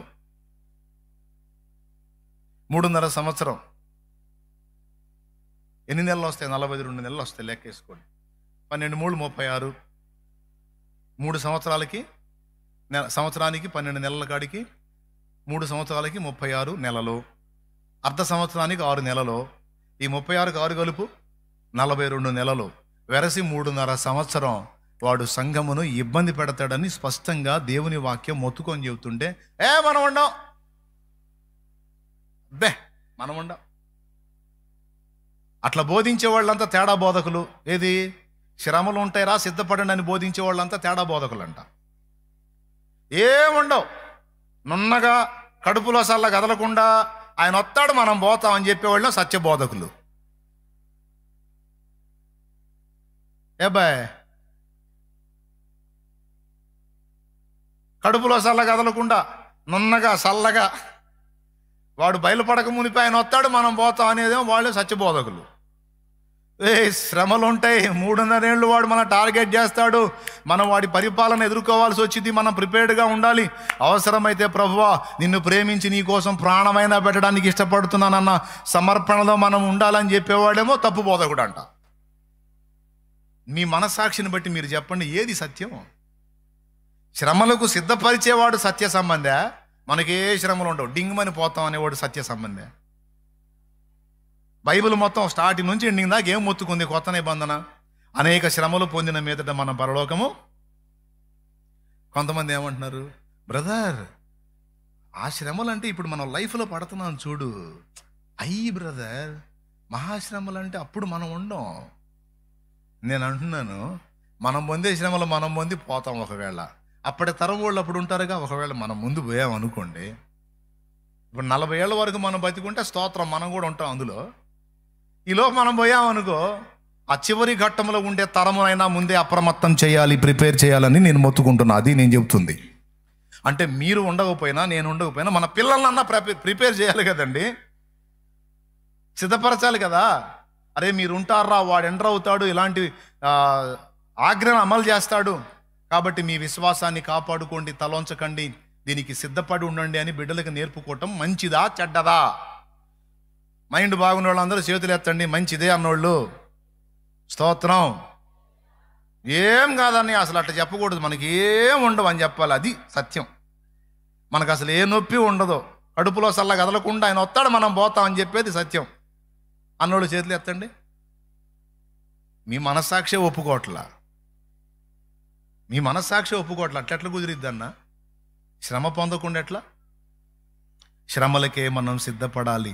ఎవడైనను నన్ను వెంబడింప గోరి నీడల ప్రతి దినము తన శిలువను ఎత్తుకొని తనను తాను ఉపేక్షించుకొని నన్ను వెంబడించాలి. ఏమండి, హెబ్రీ పత్రిక ఎంత స్పష్టంగా చెప్పిందండి. ఒకసారి హెబ్రీ పత్రిక కూడా, కొలసై పత్రిక కూడా మొత్తం చూసుకోవచ్చండి. మన హెబ్రీ పత్రిక 2వ అధ్యాయం ఎంత స్పష్టంగా చెప్పిందో చూడండి. 10వ వచనం. బాయ్ ముగించబోతున్నానా? సంతోషంగా స్తోత్రం చెప్పండి. అమ్మో, ఒక్కళ్ళు కూడా స్పందించలేదే. చదువు. హెబ్రీ పత్రిక 2వ అధ్యాయము 10వ వచనం చదువుతున్నాడు చూడండి. ఎవని నిమిత్తము సమస్తమును ఉన్నవు, ఎవని వలన సమస్తమును కలుగుచున్నవు, ఆయన అనేకులైన కుమారులను మహిమకు తెచ్చుచుండగా వారి రక్షణకర్తను వారి రక్షణకర్తను. ఎవరు మన రక్షణకర్త? భజింతుము నిన్ను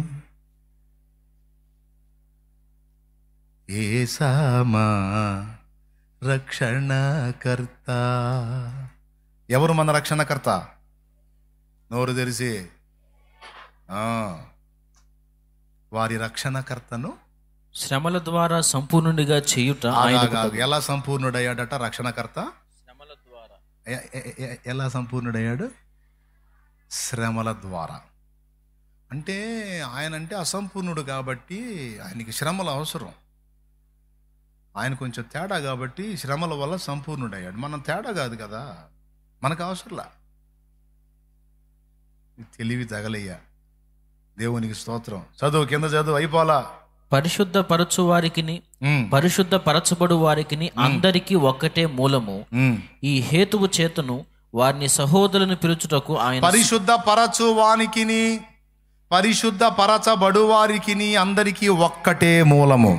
పరిశుద్ధ పరచేటువంటి వాడు రక్షణకర్తకే శ్రమల వల్ల సంపూర్ణత అయితే, పరిశుద్ధ పరచబడే మనకు కూడా శ్రమల ద్వారానే సంపూర్ణ సిద్ధి అని మర్చిపోవద్దు. ఇదే సత్యం, ఇదే సత్యం. శ్రమలను అసహించుకోవటం ఎప్పుడూ చేయొద్దు. దేవా, నీ నిమిత్తం అవసరమైతే శ్రమ పడతాను, అవసరమైతే దెబ్బలు తింటాను, అవసరమైతే నలగొట్టబడతాను, అవసరమైతే సమస్తం కోల్పోతాను, అవసరమైతే ప్రాణాన్ని కూడా వదులుతాను. ప్రభువా, నేను సిద్ధపడి ఉన్నాను, నన్ను నేను ఉపేక్షించుకున్నాను, నా సిలువనెత్తుకున్నాను, నేను ఏమైనా అయిపోవడానికి ఇష్టపడుతున్నాను. యేసయ్యా, నేను నిన్ను ప్రేమిస్తున్నా. ఆటలు పాడటం కాదు, కదిలితే ప్రేమించేదన్ అధికము. నేను మాటలేనా? అంతసేపు ప్రేమిస్తే మరి ఆయన ప్రాణం పెట్టాడు కదా ప్రేమించి. మరి నువ్వు కూడా పెట్టబద్ధుడవై బద్ధురాలవై, నేను కూడా పెట్టబద్ధులమై ఉండాలి కదా. గనుక నా ప్రియమైన దేవుని బిడ్డలారా, దేవుడు నాకు అనుగ్రహించిన పిల్లలారా, కాపరిగా నాకు మీ మీద బాధ్యతను అప్పచెప్పాడు నా తండ్రి. అందుకే మిమ్మల్ని జాగ్రత్త చేయుట న్యాయమని మిమ్మల్ని హెచ్చరిస్తున్నా. ఈ మాటల్ని పెడచెవిన పెట్టకండి. ఎంత పెద్ద ఫేమస్, ఎంత పెద్ద హడావుడి పాస్టర్ బోధించిన శ్రమలకు ముందే మనం వెళ్ళిపోతామనే బోధన ఎట్టి పరిస్థితుల్లో నమ్మకండి. నిద్రమత్తులు కాకండి. శ్రమలకు సిద్ధపడండి. కొంతమంది ఈ మాట నచ్చనోళ్ళు, సిలువను ద్వేషించేటువంటి దిక్కుమాలిన క్రైస్తవ్యం ఒకటి వచ్చిందని చెప్పాక వాళ్ళు ఒకవేళ నన్ను విమర్శించినా తిట్టినా నొచ్చుకోవద్దు.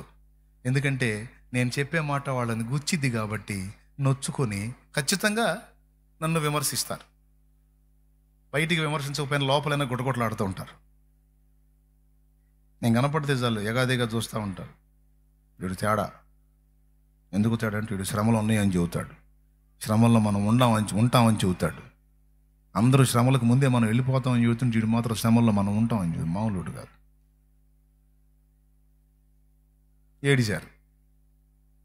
ఏడిశారు. నేను పట్టించుకోను. మీరు లక్ష్య పెట్టద్దు. కానీ నేను అందించింది మాత్రం సత్యం. ఫైనల్ క్లైమాక్స్లో మళ్ళీ ఇంకొక మాట చెప్తున్నా. ఇందు మూలంగా మనం సిద్ధపడదాం అంటున్నా. సరే సిద్ధపడతాం. నిజంగా ఫైనల్ క్లైమాక్స్లో శ్రమలు లేవు, ఉండకుండా ఏమి ఉండదో కన్ఫామ్గా రిఫరెన్సులు చూపించా ఉంటాయి. ఒకవేళ వాళ్ళు చెప్పినట్టే లేవు అనుకో, మనకేమన్నా నష్టమా చెప్పండి? కానీ వాళ్ళ కర్మగాలి నేను చెప్పిందే నిజమై, మనం చెప్పిందే నిజమై, వాళ్ళు చెప్పింది అబద్ధమై, వాళ్ళు లేవు అనుకున్న శ్రమలు ఉన్నాయి అనుకో, అప్పుడు ఏం చేస్తారు? నేను చెప్పనా? క్యూ కడతారు ముద్రకి. ఎందుకు? సిద్ధపడలేదు కాబట్టి, ప్రిపేర్ అవ్వలేదు కాబట్టి క్యూ కడతారు ముద్రకి. అప్పుడు ఎవరు నష్టపోతారు? ఏ బోధ విన్నోళ్ళు నష్టపోతారు? షాలేము రాజన్న శ్రమలకు ప్రిపేర్ చేశాడు. ఇది మాకు నష్టం కలిగించే బోధ కాదు, మాకు మేలు కలిగించే బోధ. ఉంటే ఫేస్ చేస్తాం, లేకపోతే వెళ్ళిపోతాం. కానీ శ్రమలు లేవని బోధించబడుతుంది మీకు. అది డేంజర్ బోధ. కర్మగాలి రేపు ఉన్నాయి అనుకో, కర్మగాలి కాదు, వాక్యం నెరవేరి ఉంటాయి. రేపు అందులోకి వచ్చిన తర్వాత మీ విశ్వాసం బ్లాస్ట్ అయింది, భ్రష్టులు అవుతారు, జాగ్రత్త అని వార్నింగ్ ఇవ్వండి. వింటే విన్నారు, లేకపోతే వాళ్ళ కర్మ. ఓకే? మనమైతే సిలువను ద్వేషించే క్రైస్తవులంగా ఉండొద్దు, సిలువను ప్రేమించే క్రైస్తవులంగా ఉండాలి. ఎందుకో చెప్తా. జస్ట్ ఇందాక ఒక పాట పాడు. ఎందుకో చెప్తా అంటే మళ్ళీ ఎంత ప్రసంగం అనుకోవాకండి. జస్ట్ ఒక్క లైన్ ఆ పాటే పాడతా.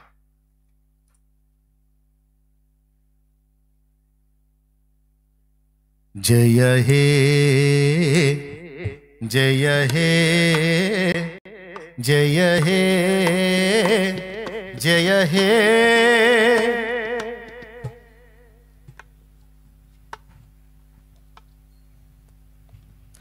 శోధనలో ప్రభు సన్నిధి దొరికెను, సన్నిధి దొరికెను. వేదనలే రణ భూమిగా మారెను, భూమిగా మారెను. శోధన బాధలు బలమును గూర్చెను, శోధన బాధలు బలమును గూర్చెను. జయమని పాడెదను, నా విజయము పాడెదను. జయమని పాడెదను, నా విజయము పాడెదను. జయ హే జయ హే జయ హే జయ హే జయ జయ దేవసుత,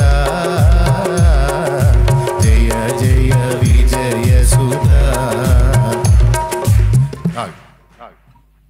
ఇప్పుడు పాడాను కదా, ఏమర్థమైంది? శోధనలో ప్రభు సన్నిధి దొరికెను. శద్రకు మేషకు అబేద్నెగోలు అగ్నిలో పడక ముందు ప్రభు సన్నిధి దొరికిందా, పడ్డాక దొరికిందా? పెద్దగా చెప్పండి. అది శోధన, శ్రమ అనేది మనల్ని ఆయన యొద్దకు తరుముకొస్తుంది. దోణి మీద తుఫాను లేచి బాధకు మునుపు యేసుప్రభు నిద్రపోతున్నాడు, వాళ్ళందరూ మీటింగ్ వేసుకున్నారు. ఎప్పుడైతే అలలు లేచి కొట్టినాయో, తుఫాన్ రేగిందో, ప్రభువా ప్రభువా మేము నశించిపోతాం వచ్చి యేసయ్య దగ్గర పడ్డారు. ఆ తుఫాన్లు ఏం చేసుకొచ్చినాయి? వాళ్ళని తరుముకొని యేసు దగ్గరకు వచ్చి పడేటట్టు చేసినాయి. అందుకే భక్తులు పాడారు, శోధనలో ప్రభు సన్నిధి దొరికెను, వేదనలే రణభూమిగా మారెను, శోధన బాధలు బలమును గూర్చెను, శోధన బాధలు బలమును గూర్చెను, జయమని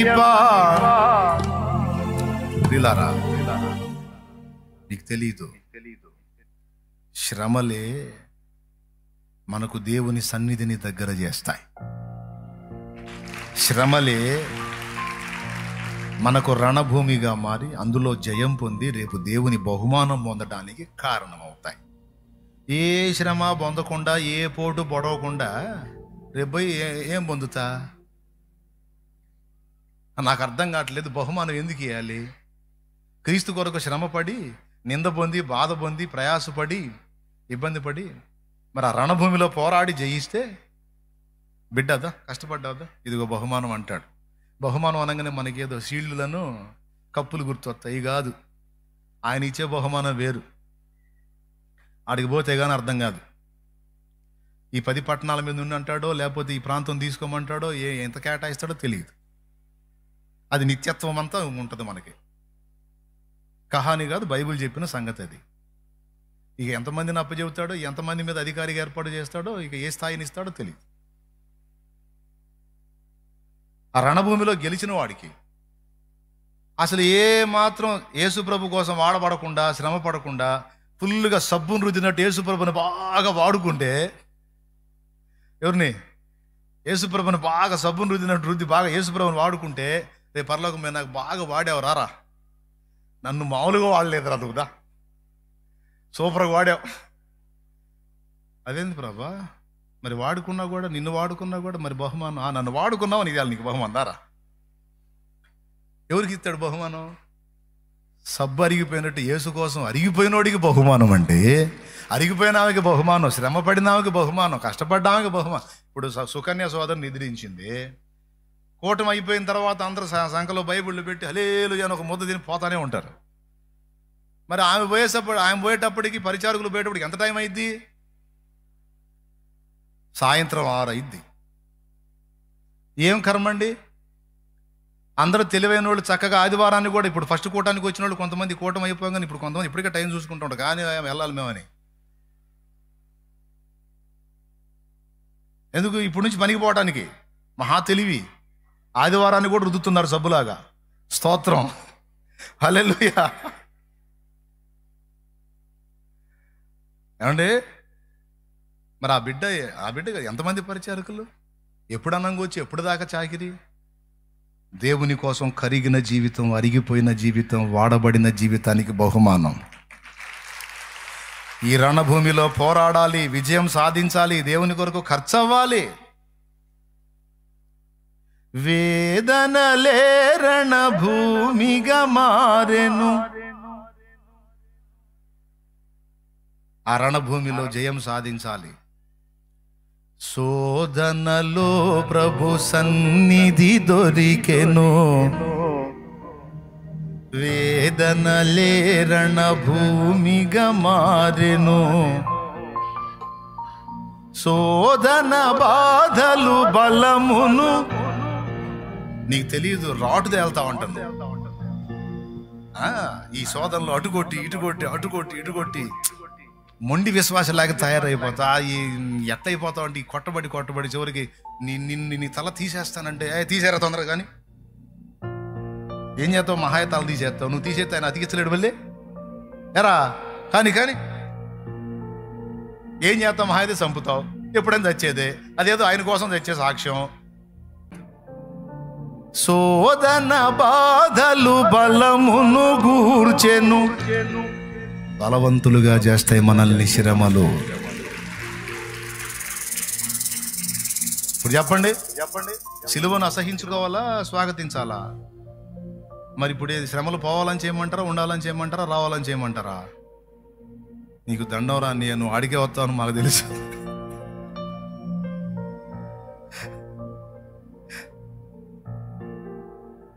ఏమండి, నువ్వు సహించగలిగినందుకంటే ఎక్కువ నిన్ను శోధింపబడనీయడం రాస్తుందండి. మొదటి కొరింథీ పత్రిక 10వ అధ్యాయం 12వ వచనం 13వ వచనంలో, ఏం భయపడద్దు, శ్రమలను అనుమతించే దేవుడు ఎంతవరకు ఉంచాలో ఉంచుతాడు, ఎప్పుడు తీసేయాలో తీసేస్తాడు. మళ్ళీ నీకు బలం చేకూర్చాలన్నప్పుడు మళ్ళీ కొన్నిటిని, మళ్ళీ నిన్ను దగ్గరికి రప్పించుకొని ఆయన సన్నిధి నీకు ప్రత్యక్షపరచాలన్నప్పుడు మళ్ళీ ఒక అగ్నిగుండం ప్రత్యక్షమైంది. ఏం ప్రాబ్లం లేదు. కాబట్టి ఇప్పుడు సిలువను అసహించుకుందామా, సిలువను ప్రేమిద్దామా, సిలువను స్వాగతిద్దామా? సిలువ అంటే ఆ సిలువ అనుకునేరు, ఏది ఎక్కడ ఆ సిలువ కాదు, శ్రమలు, క్రీస్తు నిమిత్తమైన శ్రమలు. స్వాగతిద్దామా, తిరస్కరిద్దామా? ఏ స్థాయిలో స్వాగతిద్దాం? నన్ను ప్రేమించి నాకై ప్రాణం పెట్టిన నా ప్రియ ప్రభువా, నిన్ను ప్రేమించే అవసరమైతే నీ కోసం ప్రాణం వదిలేస్తా, నిన్ను మాత్రం వదలా. నా తండ్రి, నిన్ను వదలను ప్రభువా, నిన్ను వదలను. లే గజాలే.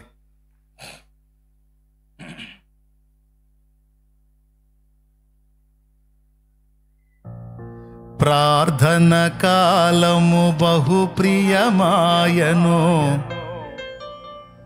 అసలు మనకు ప్రార్థన భారం ఎప్పుడు వచ్చింది? సమృద్ధిగా అగసాట్లు ఉన్నప్పుడు. దేవునికి స్తోత్రం. ప్రార్థన కాలము బహు ప్రియమాయను, బహు ప్రియమా సార్థకమాయను దేవుని వాక్యము. ప్రార్థనలే బలిపీఠములాయను,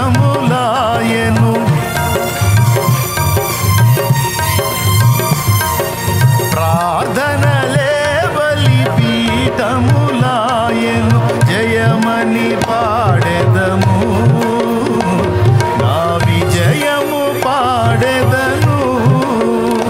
జయ హే జయ హే జయ హే జయ హే జయ జయ దేవసుత, జయ జయ విజయ సుత. పాటేరా ఒక నిమిషం. ఫస్ట్ చరణం పాడుకొని, టైం అయిపోయింది, 9:30 అయింది. ఫస్ట్ చరణం పాడుకొని వెళ్ళిపోతాం. మీకు ప్రకటన గ్రంథంలోని అంశాలు మాట్లాడాను, సిలువలో ఏం దొరికినాయో మాట్లాడాను. మిగిలిన మతాల్లో లేనిది యేసు ప్రభు బైబిల్లో ఉన్నది మాత్రం ఏందంటే సిలువేనని సాక్షి. 3 సంగతులు మీతో పంచుకున్నాను స్పష్టంగా. ఇప్పుడు సిలువలో పాపికి విడుదల కలిగెను.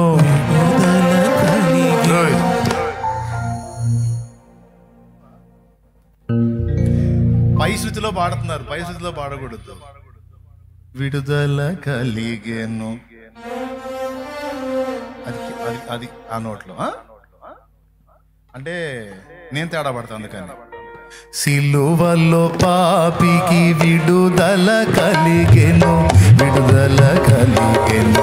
కలువరిలో నవ జీవన మొదవెను, జీవన మొదవెను. సిలువలో పాపికి విడుదల, విడుదల. కలువరిలో నవ జీవన మొదవెను, జీవన. సిలువ పతాకము జయమును గూర్చెను, సిలువ పతాకము జయమును గూర్చెను. జయమని పాడెదను,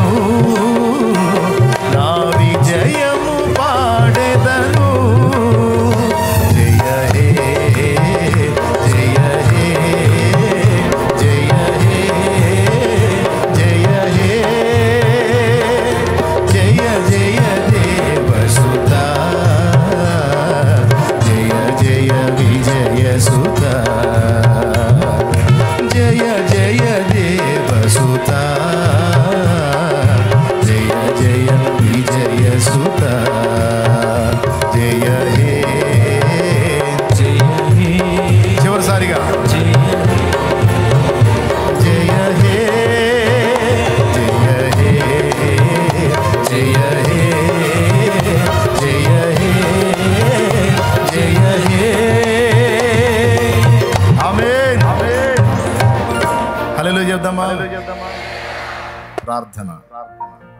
అందరి తలలోంచి కళ్ళు మూయండి. నిజంగా పాట పాడి అలిసిపోయారు బిడ్డల పాపం. ప్రార్థన. స్తోత్రములు స్తోత్రములు స్తోత్రములు స్తోత్రములు తండ్రి, నీకు వందనాలు, స్తుతులు, స్తోత్రాలు ప్రభువా. ఈ పునరుత్థానపు వేళ ఈ మొదటి ఆరాధనలో నాతో మాతో మా అందరితో మీరు మాట్లాడారు తండ్రి. నీకు స్తోత్రాలు, వందనాలు, కృతజ్ఞతలయ్యా.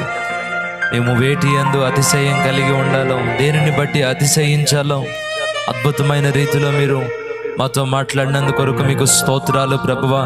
అద్భుతాలను బట్టి కాదు, జ్ఞానాన్ని బట్టి కాదు, ఐశ్వర్యాన్ని బట్టి కాదు, నిన్ను బట్టి, నీ సిలువను బట్టి మేము అతిశయించేటట్లుగా సహాయం దయచేయండి అయ్యా. ఈరోజు సిలువలో ఏవేవి దొరుకుతున్నవో, ఏవేవి కనబడుతున్నవో నా తండ్రి స్పష్టంగా మీరు మాట్లాడారు. నీకు వందనాలు నాయన. సిలువలో ఉన్న సకల ఆశీర్వాదాలు మేము పొందుకోవడానికి సహాయం దయచేయండి నా దేవా. నీవు భూమి మీద ఉన్నప్పుడు ఏ విధంగా శ్రమ పడ్డావో ఆ విధంగానే ఈ లోకంలో ఉన్న మేము కూడా ఆ సిలువను మోసుకుంటూ విజయ పదంలో కొనసాగడానికి సహాయం దయచేయండి. శ్రమల వేదనల మధ్యలోనైనా సిలువ జెండా పట్టుకొని జయ పతాకంతో నాయన విజయోత్సాహాలతో ముందుకు కొనసాగడానికి సహాయం దయచేయండి అయ్యా. రానున్న దినాల్లో నా తండ్రి సాతాను శ్రమల మధ్యలో నీ కొరకు నా తండ్రి నమ్మకమైన సాక్షుల వలె శ్రమల సుడిగుండాల మధ్యలో విశ్వాసాన్ని కాపాడుకొని నమ్మకంగా నీ కొరకు బ్రతకడానికి మా అందరికీ కృప దయచేయండి నాయన. ఇప్పుడు జీవితంలో ఎదుర్కొంటున్న శ్రమలు, ఇక ముందు ఎదుర్కోబోతున్న శ్రమలు, అంతము వరకు ఎదుర్కోబోతున్న శ్రమల మధ్యలో నా దేవా నీవు మాకు జయాన్ని ప్రసాదించండి అయ్యా. విశ్వాసాన్ని కాపాడుకోవడానికి సహాయం దయచేయండి అయ్యా. శ్రమలే మాకు బలాన్ని చేకూరుస్తున్నాయని, శ్రమల మధ్యలో నీ సన్నిధి మాకు దొరుకుతుందని నా తండ్రి మీరు మాట్లాడినందుకు కొరకు నీకు స్తోత్రాలు నాయన. ఆ రాకడలోనైనా ఆ ఘోర శ్రమలలో ఎవరు కూడా విడవబడకుండా అందరూ శ్రమలకు సిద్ధపడడానికి సహాయం దయచేయండి తండ్రి. నీకే వందనాలు నైనా, నీకే స్తోత్రాలు ప్రభువా. ఇంతవరకు వాక్యం అందించిన మీ దాసుని మీ ఏడంతల ఆత్మచేత నింపి అభిషేకించండి. రెండవ ఆరాధన కూడా నీ నామానికి మహిమకరంగా జరిగించండి. అలాగే నా తండ్రి మొదటి ఆరాధనకు చేరి వచ్చిన ప్రతి ఒక్కరిని పేరు పేరున దీవించి ఆశీర్వదించండి నాయన. వారు ఎదుర్కొంటున్న శోధనల మధ్యలో జయాన్ని కలిగించు. ఈ నామానికి మహిమ, ఘనత, ప్రభావాలను తెచ్చుకోమని యేసు నామంలో అడిగి ప్రార్థించి వేడుకుంటున్నాము తండ్రి. మన తండ్రి అయిన దేవుని ప్రేమ, ఆయన ప్రియ కుమారుడును లోకరక్షకుడునైన యేసుక్రీస్తు వారి దీవమైన కృప, పరిశుద్ధాత్మ దేవుని యొక్క అన్యోన్య నిత్య సహాయ సహవాస సమాధానములు సమకూడిన మనకు సకల పరిశుద్ధులకు సార్వత్రిక సంఘం అంతటికి సదాకాలము తోడై ఉండి నిత్యంతంలో చేరు పర్యంతము నడిపించును గాక. యేసు రక్తమే జయం, ప్రభు యేసు రక్తమే జయం. యేసు నామమునకు సంపూర్ణ విజయం కలుగును గాక. హల్లెలూయా, హల్లెలూయా. అందరం చెప్దాం రెండు చేతులు ఎత్తి, హల్లెలూయా, హల్లెలూయా. గుట్ట ముగించబడింది. మీ అందరికీ మరొకసారి ప్రభు పేరిట అందరికీ ప్రేమపూర్వకమైన వందనాలు. ఆయా ప్రాంతాల్లో ఉంటూ యూట్యూబ్ లైవ్ ద్వారా, జూమ్ యాప్ ద్వారా ఈ ప్రార్థనలో పాల్గొంటున్న వారికి కూడా ప్రత్యేకమైన వందనాలు తెలియజేస్తా ఉన్నాం. వెళ్ళేటప్పుడు ప్రార్థనా పూర్వకంగా జాగ్రత్తగా వెళ్ళండి. మరలా తిరిగి రెండవ ఆరాధనలో కలుసుకుందాం. అందరికీ వందనాలు, సెలవు, దైవాశీస్సులు.